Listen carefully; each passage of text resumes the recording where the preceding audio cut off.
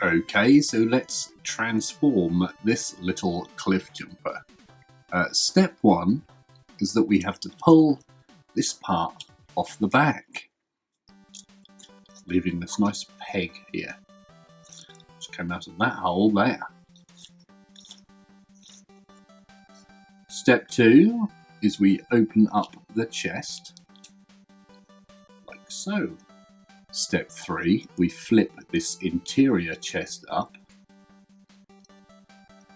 And then step 4, we close it back up and wait for the click. There we go, that is pretty solid. Now step 5 is a fun one. We've got to rotate his hands back behind him in a 90-degree angle like this.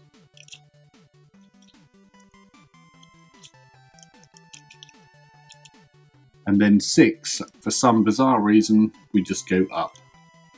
We could have quite easily done that in the last step. It's a bit loose there now. Step 7 is you drop the shoulders,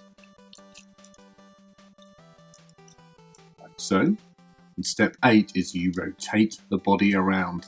Now interestingly, I thought it rotated at the waist, but actually it rotates up there inside the chest cavity, if you can see that. Now step 9 is an interesting one. We flip the body forward, have him bending over there in his gear walk mode. And then step 10 is we push these hands back behind him whilst leaning him right forward. Doesn't make too much sense on the instructions. However, there are some little pegs that we have to peg into. Now, one of them is this tab here.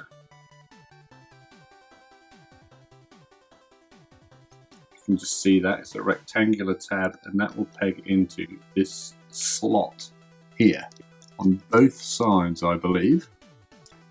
So when they're tabbed in, you know you're there.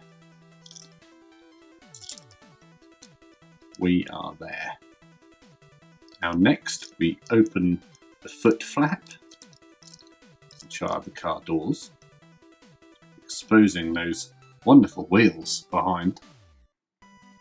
And then we lift these side bits up.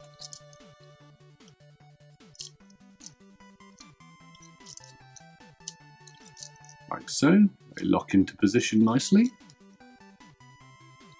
And then we turn these wheels outwards, much like the DeLorean in Back to the Future. And then we come around the front and we lift that up. We have these doors open a bit, which makes it a bit easier. We should be able to cobble all this together. There we go. And then we can shut the doors, and actually first we have to make sure that hood is shut. There we go. We have no gaps in that bonnet in front area. I think they call it a hood in America. And we shut the doors. We've got 2 little pegs here which like to go inside the door jambs, and these guys can be quite stiff, so you have to give them the big one, as I call it, and then push back to get rid of those gaps. I said push back to get rid of those gaps. There we go. It helps if you sort of lift this side panel out to allow that to go underneath.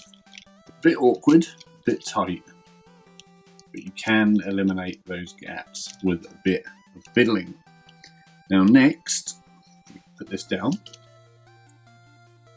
We get our parts form apart, turn it upside down. This peg inside, we want to slot inside like that. And then all we do is with these 2 pegs here, we put them in his hands.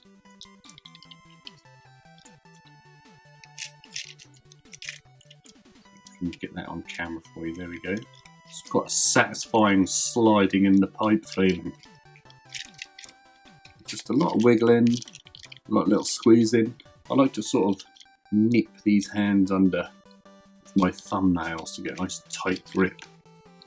Now interestingly, we have this weird gap here under the wheel arch, which is on both sides. It looks like damage, but it is on both sides, so perhaps it is meant to be there.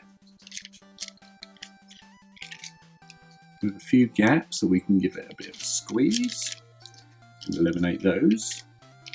But that is the transformation. I think that was quite easy, if a little awkward in places, mainly around those door jambs and that bit where he had to bend over and slide his hands behind his back. Pretty happy with that. No breakages.